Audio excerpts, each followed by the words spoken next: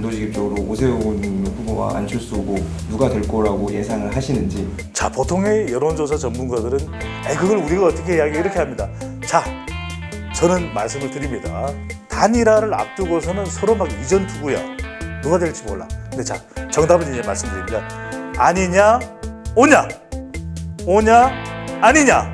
자, 이럴 때 우리가 참 이게 맥이 탁 풀리는 대답은 이런 거예요. 여러분들의 마음속에 정답이 있어요. 자, 그렇게 하진 않습니다, 저는. 자, 오냐, 아니냐, 아니냐, 오냐. 문재인 대통령과 각을 더 세우는 사람이 누구냐? 안철수 후보가 문재인 대통령과 더 각을 세우고 있냐? 오세훈 후보가 문재인 대통령과 더 각을 세우고 있냐? 이걸 여러분들이 생각해 보시면 답이 나옵니다. 자, 김일창 기자님, 답은? 답은 뭐죠? 안녕하세요. 뉴스원TV 김진 기자. 정치부 김일창 기자입니다. 네, 4.7 재보궐선거가 이제 코앞으로 다가오고 있는데요. 오늘 정치 컨설팅 업체인 인사이트K의 배종찬 소장님 모시고 이야기 들어보겠습니다. 안녕하세요. 안녕하세요. 4.7 재보궐선거 얼마 남지 않았네요. 자, 선거 판세가 어떻게 흘러가고 있는지 오늘 그 선거의 모든 면을 낱낱이 분석을 해드리도록 하겠습니다. 사실 지난주 월요일에 이제 오세훈 후보랑 안철수 후보가 만나서 맥주회동 했다. 우리 뭐 큰 틀에서 합의했다. 이런 얘기를 하셨는데 사실 그 이후에 좀 약간 크고 작은 신경전들이 계속 있었잖아요. 네. 소장님 보시기에 이제 3일밖에 안 남았는데 19일까지 좀 최종적으로 단일화가 될까? 네. 어떻게 생각하세요? 글쎄 이제 우리가 오늘 이 유튜브를 촬영을 하는데 실제 이제 공개가 됐을 때는 어떤 상황일지 모르겠어요. 그럼에도 불구하고 우리가 과거의 역사를 비춰보면 단일화가 승리로 가는 또 열쇠가 되기도 합니다. 2012년에 이 문재인, 안철수 단일화 안 됐잖아요. 네. 결국 박근혜가 승리를 했고. 근데 2012년에 10년 전으로 돌아가 보면은 정몽준, 노무현, 정몽준 단일화를 하면서 극적으로 또 이 단일 후보가 지지율을 얻으면서 지지율이 쫙 올라가요. 네. 그런 만큼 이게 단일화 없이 본선에서 승리를 한다는 게 참 어렵거든요. 그런 만큼 박영순 후보도 경쟁력 있는 후보고 그래서 단일화는 과거의 이 정치 또 선거의 경험에 비춰본다면 할 수밖에 없다. 단일화를 어떻게 하는가가 중요한 거예요. 그러니까 이렇게 소리가 나는 진통의 단일화가 되면 네. 이렇게 되면 지지하려고 했던 사람들조차도 이거 왜 지지를 해? 이게 단일화가 이렇게 돼가지고 뭐 이따위 식이 뭐야? 이렇게 될 수가 있거든요. 그러니까 2002년의 단일화는 아주 극적이었지만 모든 것에 있어서 또 대범하게 양보를 했던 노무현 후보 측에서 결국 승리를 거머쥐지 않았습니까? 네. 근데 2012년 대선 때는 박근혜라고 하는 경쟁자를 앞두고 그래도 내가 나가도 되겠지 이러다 보니까 좀 단일화가 아름답게 안 됐어요. 단일화가 아름다운 거 우리가 노래를 들어봐도 알잖아요. 손에 손 잡고 단일화 되자. 이게 편집될 가능성이 높죠. 네. 그러니까 이게 노래를 부르면서 네. 흐뭇하게 단일화가 되면은 이때는 이른바 단일화 컨벤션 효과가 있어요. 시너지 효과가 나오면서 중도층도 이 투표 적극성은 적극 지지층, 적극 정당 지지층보다는 좀 떨어지거든요. 근데 이들도 이제 한번 가보자. 내가 밀어주는 후보가 될 수 있겠네. 이렇게 될 수가 있는데 이게 뭐 맥주를 마신다고 해서 또 이게 단일화가 순조롭게 되는 건 아닙니다. 중요한 건 각 후보의 지지층들이 누가 되더라도 그래 단일화된 후보를 우리가 무조건 하고 밀어줘야지 이런 생각이 돼야 이제 이 단일 후보가 그만큼 효과가 있는 건데 네. 근데 이게 맥주 회동은 또 어디서 온 거냐 이걸 좀 우리가 좀 돌이켜 봐야 돼요. 2012년에 그때는 이제 맥주 회동이 없었습니다. 근데 2002년 이때는 이른바 소주 회동이 있었죠. 단일화가 딱 되고 난 뒤에 이 노무현 후보와 정몽준 후보 간의 이 러브샷 딱 소주잔을 포장마차에서 기대면 잘해봅시다 우리가 이길 수 있어요 하는 뭐 이런 그런 극적인 모습이 이 지지층들에게는 한번 해보자 네. 이해창 이겨보자 이랬던 것이 이제 단일화가 정말 아름답다. 사실 아름다울 게 뭐가 있어요. 이게 손에 손 잡고 이건 아니잖아요. 네. 이번 선거가 대통령 선거를 앞두고 있는 서울시장 선거 진짜 중요하거든요. 그래서 아무리 힘들어도 좀 고통이 막판까지 뒤따른다 하더라도 이 단일화가 될 가능성이 높다. 단일화될 가능성 굉장히 높지만 그 과정이 이제 과연 정말 순조로울지 19일까지 가능할지 단일화를 일정대로 맞추는 거, 일정대로 진행하는 것이 아주 불가능한 일은 아니에요. 그러니까 17일, 18일 여론조사를 실시하고 그리고 이제 19일이 마지막 이제 후보 등록을 하는 19일 등록하면 되죠. 오전에 이제 발표를 하고 오후에 또 이제 단일 후보 이제 수락 연설을 좀 더 거창하게 하면서 짜잔하고 등록을 하는 거예요. 근데 이전에도 보면은 막바지나 돼야 또 이 후보 단일화가 잘 이루어져요. 그러면은 뭐 지금 29일 얘기도 나오는데 투표용지 이제 그럼 그때까지도 안 가고 그냥 이번 주에 끝낼 거라고 보시는군요. 그런데 이제 이게 29일까지 갈 가능성도 있어요. 왜냐하면 단일화가 만에 하나 되지 못한다면 그냥 두 사람 다 후보자 오세훈, 안철수 등록을 할 수밖에 없거든요. 근데 어떤 현상이 발생할 수 있냐? 이때는 이제 지지층의 균열이 생기게 됩니다. 첫 번째. 두 번째는 이건 누구에게는 또 기회가 되는 거예요. 박영선 후보 봤을 때는 이거 기회다 봐. 우리가 예상했잖아. 단일화가 안 된다 그랬어. 그럼 그 반사이익을 누가 가지냐면 박영선 후보가 가져가거든요. 이럴 때 이제 또 더불어민주당 지지층들이 또 결집을 할 수가 있거든요. 또 하나는 뭐냐? 일단 인쇄 용지까지 간다라는 것은 이게 단일화 효과가 또 사라질 수가 있는 거예요. 우리가 시간이 지나다 보면 처음에는 좀 불리했는데, 그러니까 LH 사태도 보궐선거일에 가까워지면은 조금 이게 희석돼 사라져가요.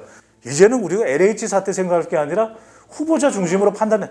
아이 박영선, 장관까지 하고 이렇게 또 판단이 바뀔 수도 있거든요. 그러니까 단일화 과정이 늦어지면 늦어질수록 그만큼 이제 단일화되는 후보도 그 경쟁력이 또 상당히 타격을 받을 수가 있는 거죠. 단도직입적으로 오세훈 후보와 안철수 후보 누가 될 거라고 예상을 하시는지. 자, 보통의 여론조사 전문가들은 그걸 우리가 어떻게 이야기 이렇게 합니다. 자, 저는 말씀을 드립니다. 단일화를 앞두고서는 서로 막 이전투구야. 그러니까 서로 싸우는 형태가 되다 보니까 이제는 말 그대로 미궁 속으로 빠졌어. 누가 될지 몰라. 근데 자, 정답을 이제 말씀드립니다. 아니냐, 오냐, 오냐, 아니냐. 자, 이럴 때 우리가 참, 이 맥이 탁 풀리는 대답은 이런 거예요. 여러분들의 마음속에 정답이 있습니다. 자, 그렇게 하진 않습니다, 저는. 자, 오냐, 아니냐, 아니냐, 오냐. 문재인 대통령과 각을 더 세우는 사람이 누구냐. 왜? 이 서울시장 선거는요, 보수 야권 쪽에서 볼 때는 정권 심판 성격이 강하잖아요. 안철수 후보가 문재인 대통령과 더 각을 세우고 있냐, 오세훈 후보가 문재인 대통령과 더 각을 세우고 있냐. 이걸 여러분들이 생각해 보시면 답이 나옵니다. 자, 김일창 기자님, 답은? 답은 네. 뭐죠? 단일화가 자기가 안 돼도 합당을 추진하겠다 이런 말이 나왔어요. 네. 그럼 어떻게 보시는지, 왜 그런 말을 했고. 안 후보로서는 절체절명의 시점이에요. 이때 2002년에 노무현 전 대통령 전략을 사용하는 겁니다. 왜 이제 조금 통 크게 나가는 거거든요. 그게 어떤 의미냐면 첫 번째는 이 통 큰 전략. 봐라, 내가 그래도 합당을 하겠다고 이야기하지 않냐. 네. 지금 시간도 얼마 안 남은 데다가 지금으로서는 본인의 계획을 바꾸기가 힘들어요. 그렇기 때문에 어떤 암시를 주느냐. 그래도 내가 그 단일 후보가 돼서 서울시장이 되면 합당할 거야. 이러면 이제 국민의힘 지지층에서도 그러면 뭐 우리가 안철수 후보를 굳이 배격해야 될 이유가 없네. 이런 전략적 포석을 안 후보가 취하는 거죠. 안철수라는 정치인으로서는 최대의 위기 상황이거든요.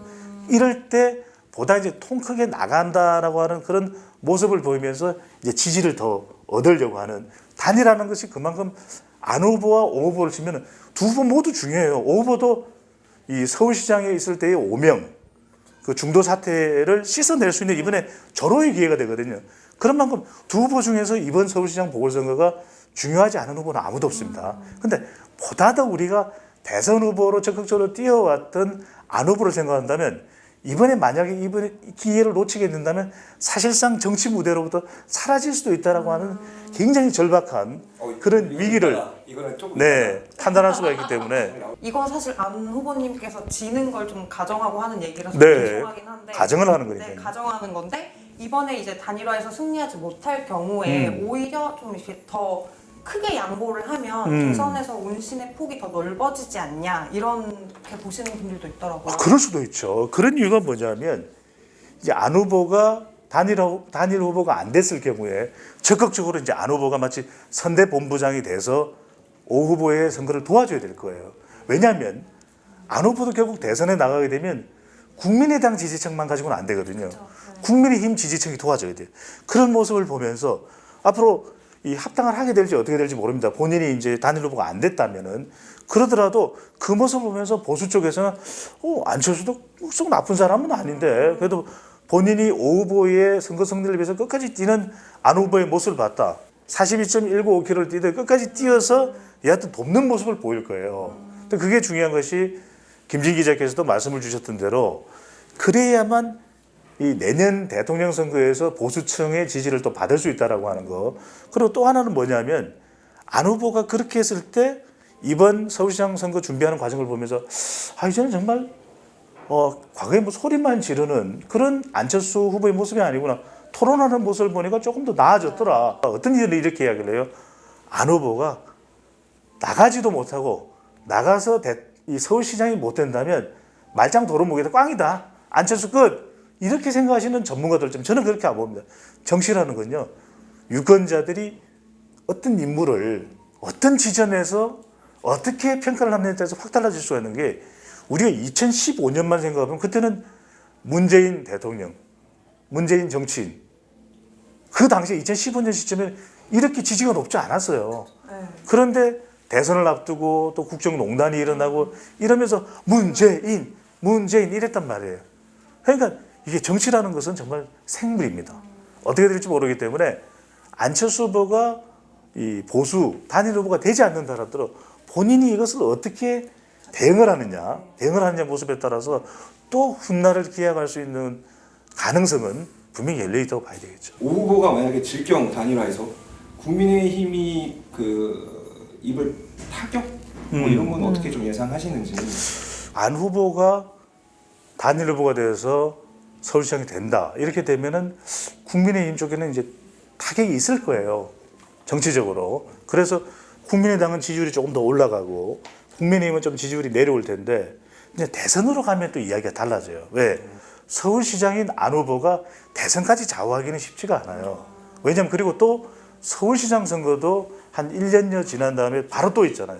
그러다 보니까 본인의 운신의 폭도 이게 유권자들은요 딴짓거리 하는 걸 싫어해요. 적어도 서울시장이 됐다면 재선을 위해서 열심히 하는 그런 서울시장의 모습을 기대하는 거지 자칫 잘못하면 안철수 후보가 서울시장이 되더라도 막 지지율이 막 이 급상승을 해서 안철수가 대권 후보야? 대권에 나가도 되겠는데 이렇게 여론이 나올 가능성은 전혀 없다고 할 수는 없겠지만 그러기보다는 이제 우리 유권자들의 눈이요 구분을 합니다. 그래서 오히려 국민의힘의 미래를 좌우할 수 있는 사람은 대권 후보로서의 더 경쟁력을 얻는 사람이 될 가능성이 높죠. 왜냐하면